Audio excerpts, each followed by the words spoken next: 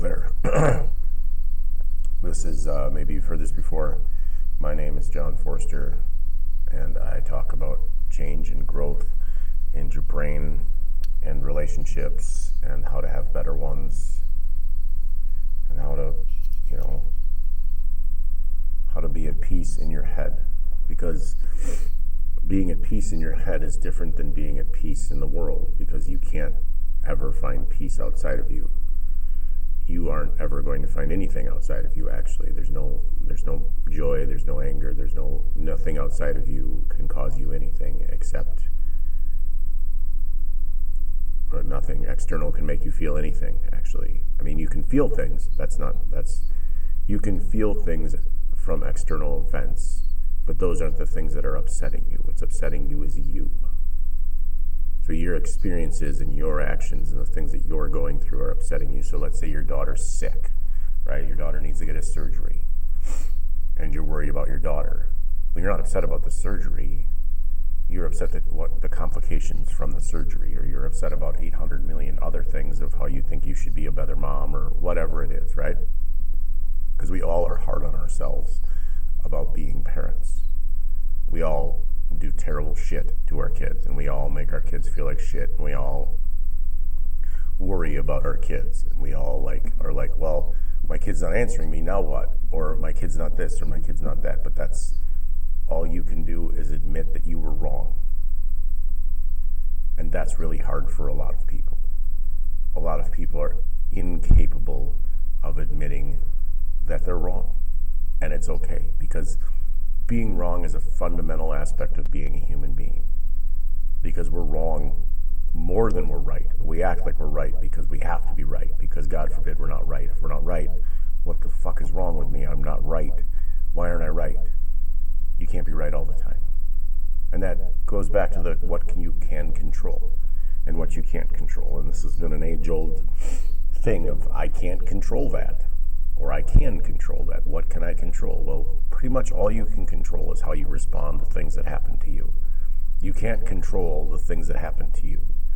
You don't have a choice if bad things happen. You don't have a choice if you get sick, or if your mom gets sick, or if somebody around you gets sick. But you have a choice to make the most of the time you have left with that person. You have a choice to make the most of the time that you're spending with that person. You have the choice to be at peace with your relationship with that person. Now, that's hard, and don't get me wrong, it's very hard to talk to your parents. It's very hard to talk to your kids. It's very hard to have a conversation with somebody who's mad at you, or upset with you, or pissed off at the way you treated them, or annoyed with the things you're doing, or irritated with the stuff that you've got going on, or you have too much stuff, or there's too much, whatever the consequences of the relationship are. You can't control how that other person sees you. So if your kids don't want to talk to you, they don't want to talk to you. And that's okay. Give them some space. Kids need space. Adults need space. People need space. And you can't control anyone else. Now, you can try. There is people in this world who are controlling other people and what they do. And it's not just the government controlling what you do. It's people in relationships are controlling what other people are doing.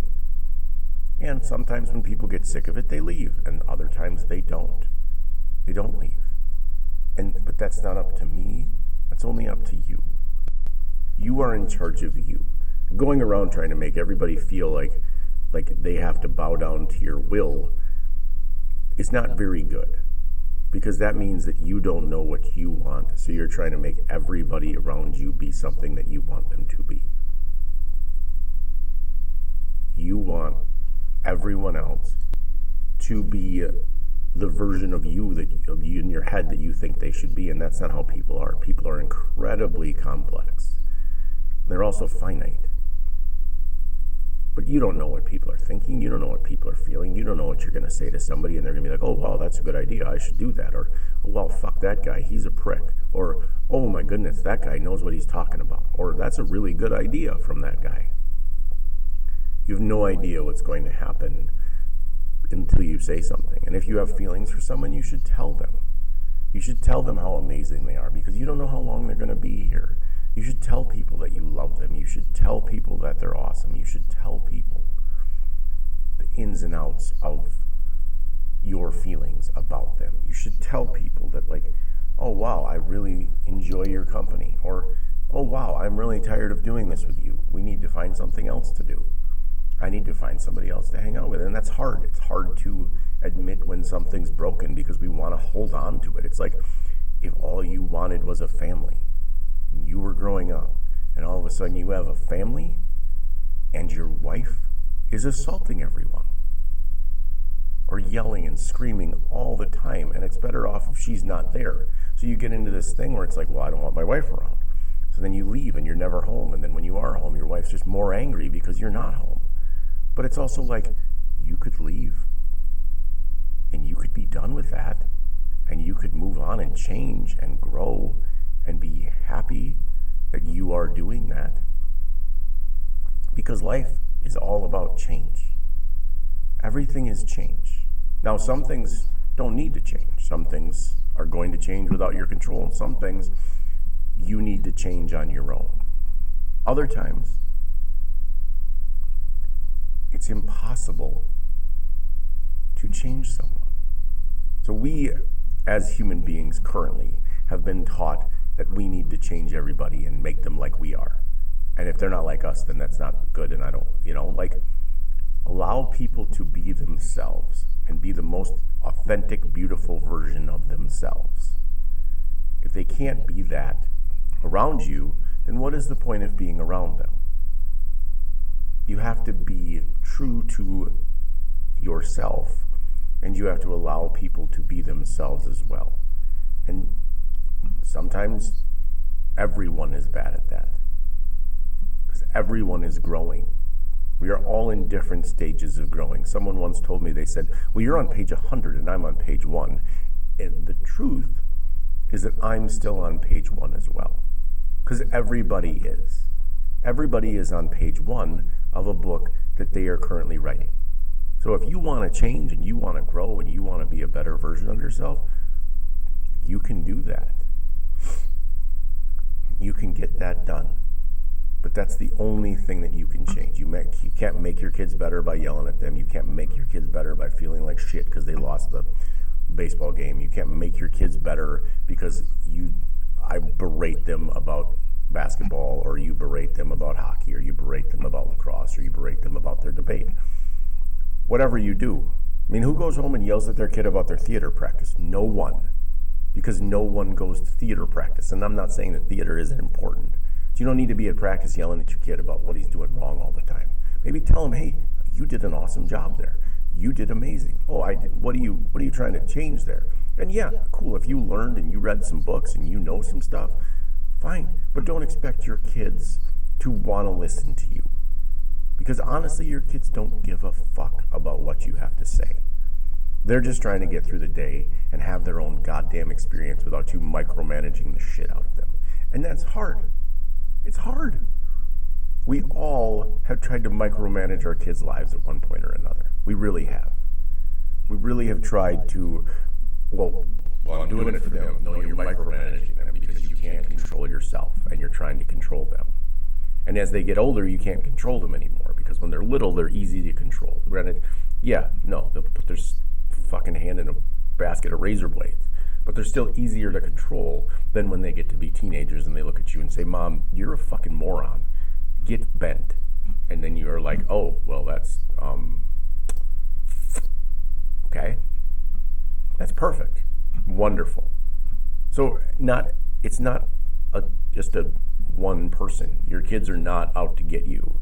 They are trying to establish boundaries, and you are doing a shitty job of showing them how.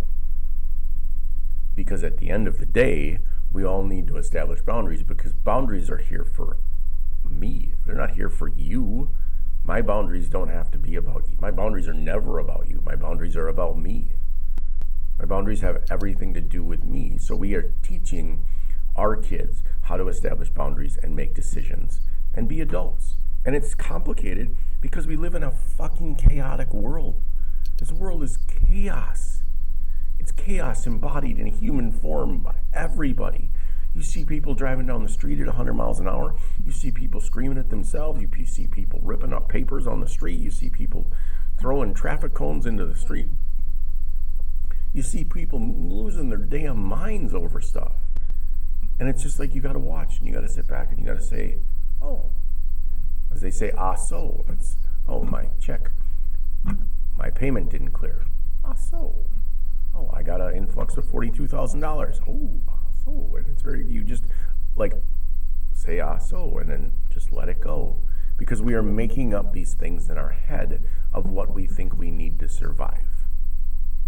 And if you can just sit back and look at the things and say, well, that's not real. That's just worry. That's just whatever the fuck it is.